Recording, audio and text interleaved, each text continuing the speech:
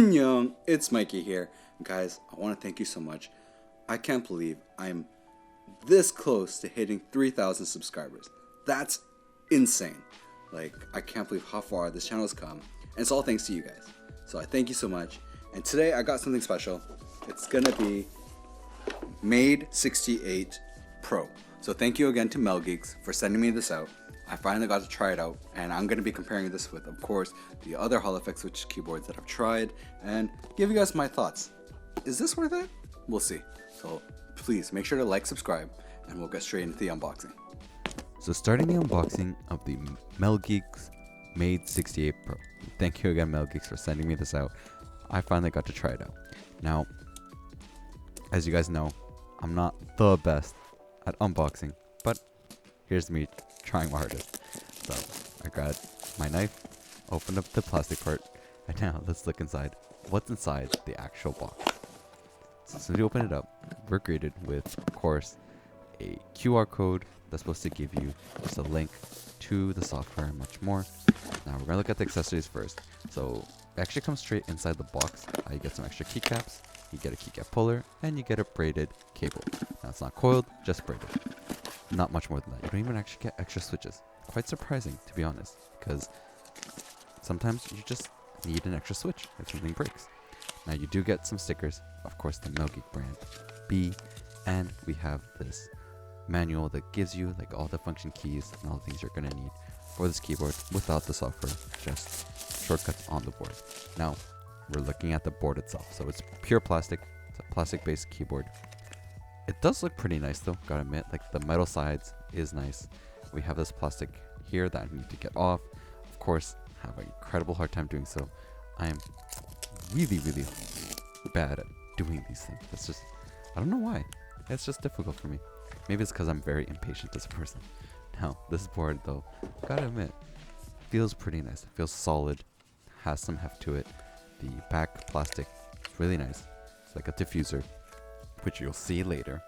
And of course, we're gonna have to weigh the board before we do a sound test. So let's see how much it weighs and then go straight into a stock sound test. So this weighs about 867 grams.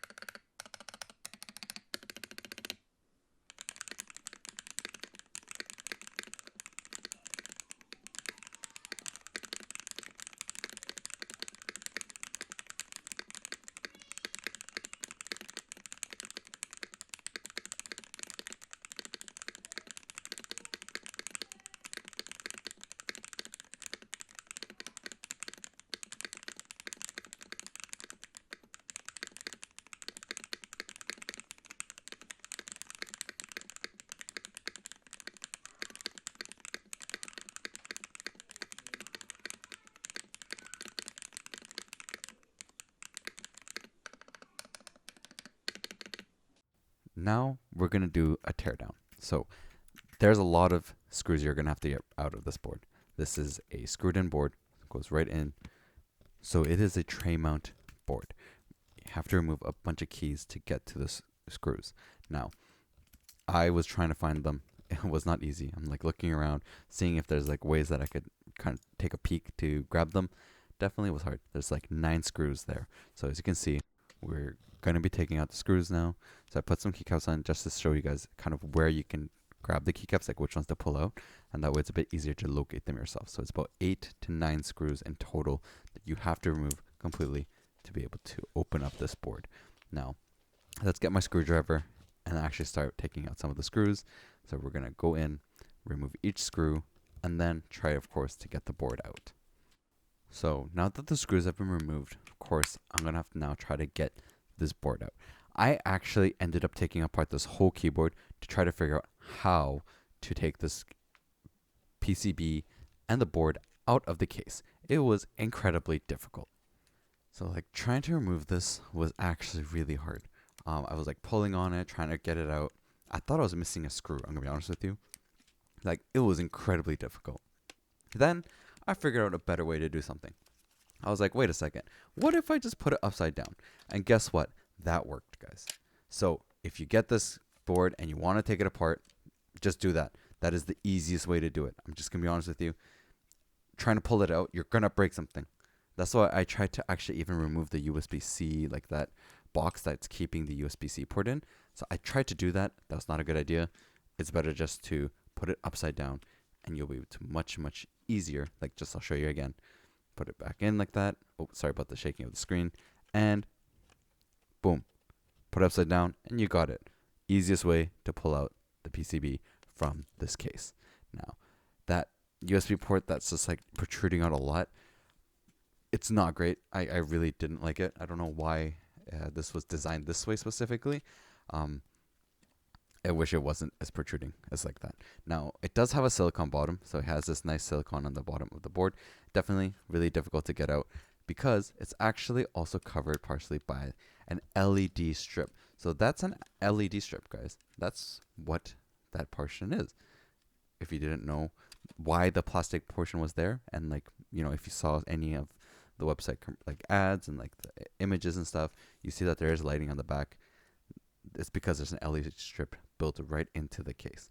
So pretty cool, actually. This is the first time I've seen something like this in a board where they actually put a full LED strip on the inside the case, so you do have that kind of lighting.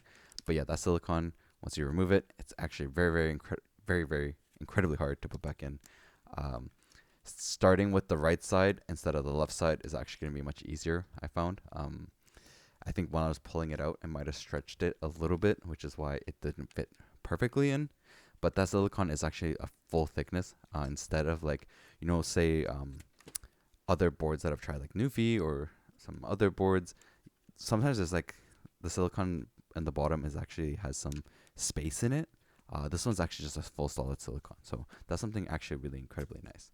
Now, of course, we're going to have to actually modify the board because I think this sound is just too loud. To be fair, that is the king of magnet switches. TTC king of magnet is like a clacky king. I would say it's not a king of magnet, it's king of clacky. Like it is incredibly clacky. And because of that, I want to kind of dampen up the sound a bit because my preference is a bit more of a deeper sound. And of course, the spacebar too. It's just, I don't like the spacebar sounds. And I specifically like my spacebar sound to be very like deadened. So pretty much that sound dampener will help all the time. Now, of course, we have to do a sound test after the mods.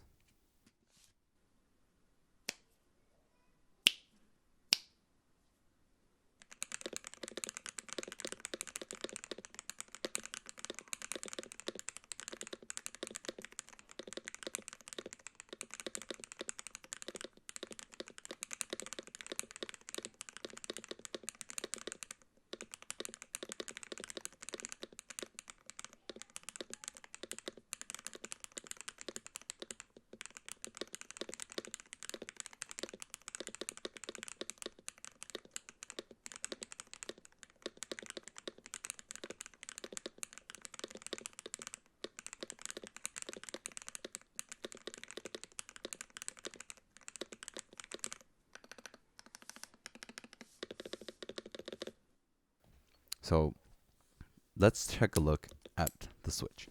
So this keyboard comes with the King of Magnet from TTC. That is the base switch that this keyboard comes with.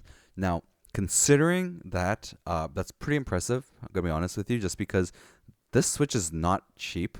If you were to go out and buy it yourself, it's like $1 a switch, which is really expensive. So if you were to think about it, this comes with 68 keys, so times that by $1 each, you're $68. Of course, that's not what they're actually paying. That's not the cost. But yeah, I mean, it's a box stem. It's incredibly good, where you get very little stem wobble. Works really well as a magnetic switch. Which is why, you know, a lot of people are changing their routing switches to this one. But It is incredibly clacky. It is a very, very loud switch. Also, if you look at the board, it actually shows you what each key is on the PCB portion. But I'm gonna be honest with you. Once you put the switch in, you don't know. So if you aren't someone that takes apart keyboards often, like me, you may forget the layout. So good, just take a photo. It's gonna help. Trust me. Now, one thing I also noticed on this board is that you can actually use different switches. So let me give you a sound test of like the Jade Pro in this.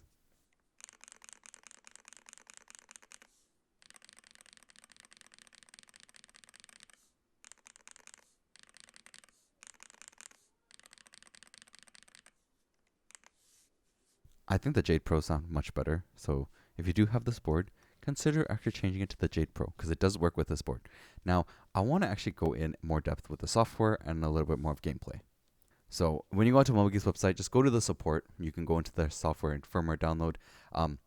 I tried downloading the software to my computer. It cannot find the keyboard. I don't know why. It doesn't work. But if you go on their website, it does work. It will find it. You're able to use it there. So let's check it out, how it looks, what it's like, and is it a good software.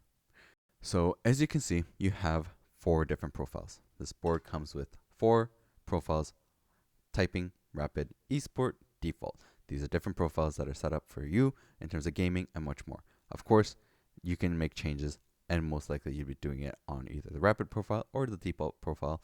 On the layer 2, you can also check out the function keys, how to change the profiles, because if you press FN and UIOP, it will change to the different profile that's set inside the board. Now, of course, we're going to go a little bit more in depth of this actual software because, again, anything to do with rapid trigger, the software is the key point. Like, let's be honest here now, the current market for Hall effect rapid trigger gaming keyboards is getting crazy competitive. There's so many out there. So then the question becomes, well, what works, what's best, right? And it really comes down to mostly now the software. I believe most PCBs are actually quite similar to each other now. I mean, I don't have the exact tool to track and like test the full polling rate, but nowadays they're getting very similar. So you can do some backlighting. So you see how it says box light, backlight? Remember that LED I was talking about and like the plastic portion of the diffuser? That's where you can change the lighting here. That's the box light. The backlighting though, unfortunately, one of the things that I noticed is that it doesn't show the actual lighting that you're putting very well on the software.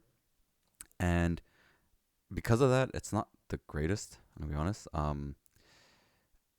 It's like it's a very awkward use of the backlight. Like you're gonna have to look at your keyboard when you're making these making these changes. You can't even go past 36 because it's saying it could have some kind of key like malfunction. So those are things to note. There is certain warnings that come up when you're trying to make different settings on this board with the lighting. That's not the best situation, I would say, because why is the brightness available if there is a possible malfunction that could happen? I think that's not the best way to do it. Now you do get all these extra features like snap tap, DKS, QRT, shortcut, macro, all these extra features and like special customizations you can do, to play your video games. Specifically, like this keyboard is very good for FPS games or rhythm games. Snap tap specifically for FPS games like CS, Valorant. Though you can't even use snap tap in CS anymore because you will get banned. So keep in mind that as well. Don't use it when you're playing CSGO. But it's nice that it does come with these other features, right? DKS allows you to have multiple keys pressed. Depending on where it is, like the actuation, it will change what key is pressed. And they actually have a footage on their website of this board that actually gives you a little bit more of a deeper look in terms of that. So that's pretty cool, I think. But yeah, I mean, this is an incredibly basic software. Do I think it's the best software I've seen? No. I think, to be honest, doesn't show you like the key pressing and the actuation and like all those different things. It's not the greatest in terms of even like trying to set up the rapid trigger. It's not super simple either.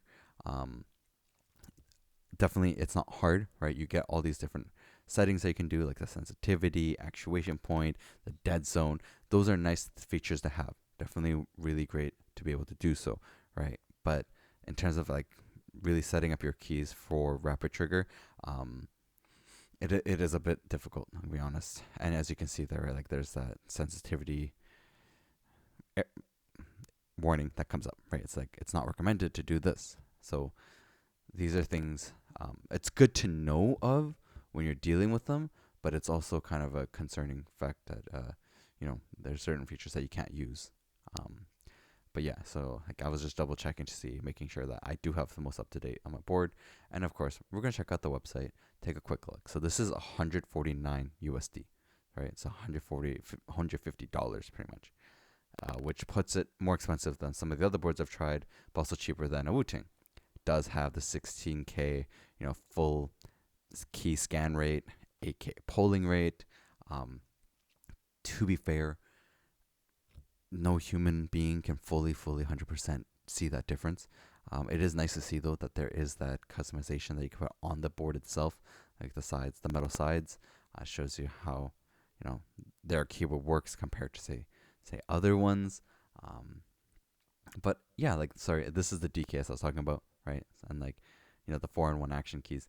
It is a very, very cool feature to have on a board.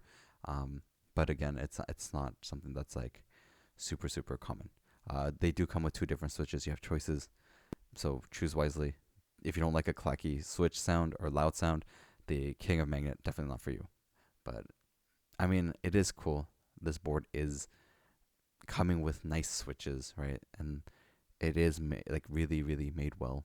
It's just unfortunate that the software is only very simple, but it's not bad. I do like the fact that you have calibrations and you can actually choose which switches you're using. Also, one thing really cool about this is you can actually choose which keys are using what switch. So I guess if you're using, or if you're a person that likes to kind of like mix and match switches on a board depending on the feel and the weight of the springs, this is actually a very cool feature. I think this is incredibly cool, especially if it does calibrate correctly depending on the switch, and the PCB is able to constantly figure that out. That is actually a really cool feature. But also, I want to show you guys the actual polling rate and what I was able to see. So using Keyboard Inspector, this is honestly the best I could do in terms of actually testing it. We can see like, does it actually hit 8K? Of course, Keyboard Inspector isn't perfect right now for actually checking 8K. So I'm having to max out the binning rate to see, is it actually getting close to 8K or around there? As you saw in the beginning, like the 9K, and then it's getting like 8K. So it is an 8K board, and it is running at that point. But as I was saying, it's I'm not giving you the most accurate testing with Keyboard Inspector, right? Like this is just the best I can do at the moment until one day, hopefully this channel grows big enough and I'm able to fund buying all these different softwares to make, or like, and hardware to make it happen. Now, of course, I'm going to show you guys in game a bit like what it's like using the board. Now, super gliding, right? Apex Legends is the game that I play. I don't show you guys CS clips because, I'm gonna be honest with you, I'm so bad at the game that I can't. SnapTap doesn't benefit me in any way, right? Like SnapTap only benefits those that can do it. I can't do it. So I've tried. Like I promise you guys, I've tried. Like I've played hours on end trying with like testing it, but it doesn't work. So we go with Apex Legends now. Super gliding is a skill that requires you to have very frame perfect. Press crouch and jump at the perfect timing to be able to launch yourself off the ledge. And the reason why I grabbed a shotgun and I did a couple of shots is if you do a super glide, you'll see it like a reload, an auto reload with the golden bolt. So I'm just testing it on how well am I doing it, how accurate can I be, how does it feel, right? Like how does the keyboard feel when I'm trying to do wall jumps, when I'm trying to do a super glide? How easy is it to do a super glide? Like every rapid trigger keyboard I get, I do the specific, pretty much I do the same settings for all of them, and then I will change it depending on, am I not hitting super glides or not? So, like this board, I set it up like I did with the same thing as like my Wu-Tang, the 0.6 millimeters. and it's working pretty well. It just, of course, it takes time. Every board, even if it's all holographic board, it takes time to get used to. And of course, I want to show you guys in-game gameplay what I experienced.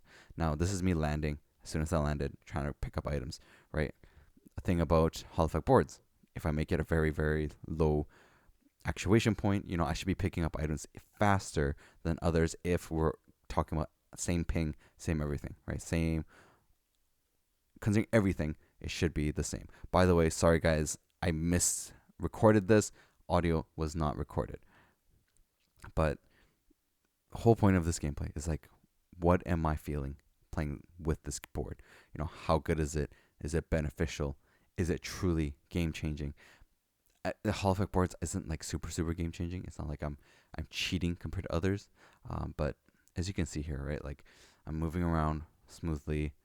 It's not awkward. I'm not feeling like a cut off on my movement. You know, I'm making quick choices, right? Like I'm able to quickly pop up, sell, you know, heal up, send up, use a skill, shoot, reload, look around if I need to, right? Like heal really quickly. All these things matter, as it's gonna be very quick reactions, right? And if you're a person that has a slower reaction, having a board that's a little bit faster to react is a bit nicer. So, you know, like moving around, strafing, because Apex Legends has a lot of moving left and right as well. You know, strafing around, having to quickly press buttons, like rezzing right there. It's pretty good, right? Like I actually don't mind, and I'm enjoying playing games with this board. The switches, honestly, I'm really not a big fan of the king of magnet switches. Just every time I'm playing games, it's just so loud. I don't really like how clacky it is. Everyone has a preference, right? I'm sorry if my preference is not the same as yours. I just think it's way too clacky for me. But it's nice the fact that the stem don't, like, it's not crazy wobbling while I'm playing games and like I'm holding down buttons. So that's a nice thing though, right? Like a box stem, well done well, is good. Now, every time I have to like move, do anything, reload, it's been great, right? Like, and like opening up boxes. One thing I love about using a holographic board and having my E like at 0.1 millimeters is that when I'm opening a box, I can do it super quickly. I have a thing where I'm very slow at farming, so having this is actually quite helpful. As like you see right there, like I just quickly opened that while I was sliding over. I didn't need to. I probably should have just kept fighting first, but you know, it's something that I was looking for some ammo because I was running low on heavy.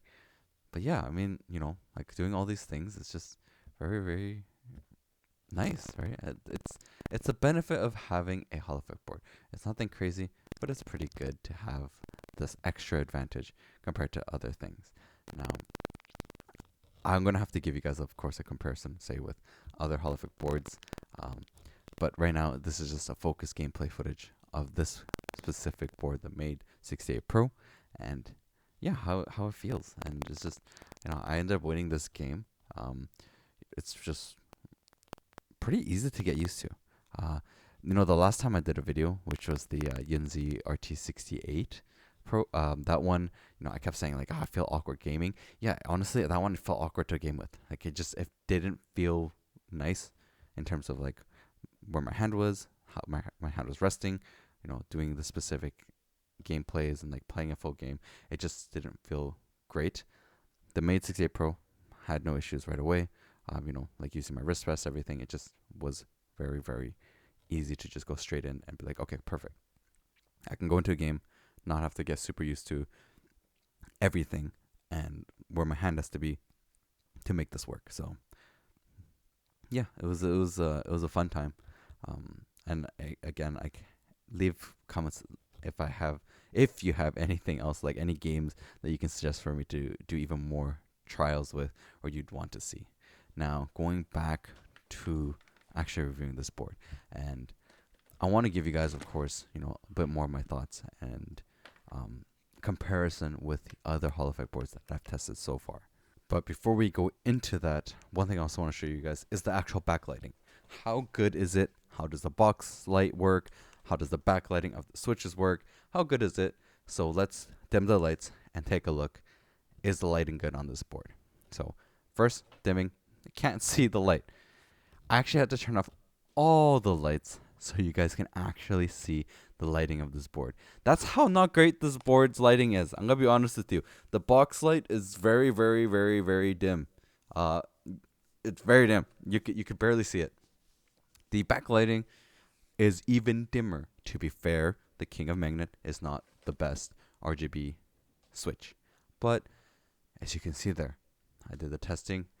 It's incredibly dim. It is not great. Yeah, that's something to keep in mind. If you're someone that loves having backlighting on their board, this is not the board for you. I'm gonna be honest. I'm sorry. This is just not the board for you. The lighting is way too dim. It's just unfortunate.